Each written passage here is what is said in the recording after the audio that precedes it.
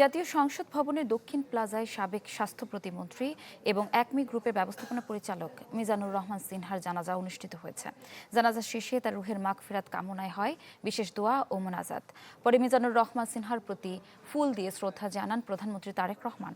আরও শ্রদ্ধা জানান জাতীয় সংসদের স্পিকার, ডেপুটি স্পিকার সহ মন্ত্রী পরিষদের সদস্যরা। ফুল দেওয়া হয় বিএনপির পক্ষ থেকেও। জানাজার আগে মিজানুর রহমান সিনহার জীবন ও কর্ম নিয়ে সংক্ষিপ্ত আলোচনা করা হয়।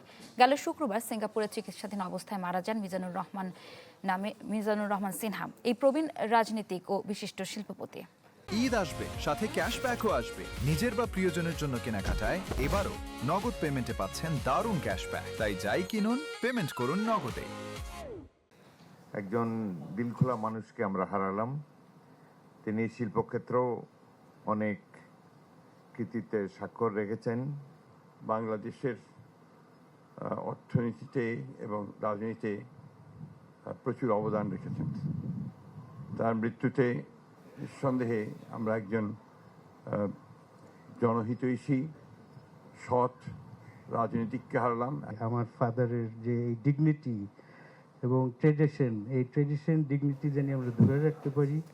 আপনারা এটাই দোয়া করবেন, এটাই আমাদের জন্য সবচেয়ে বড় কামনা হবে।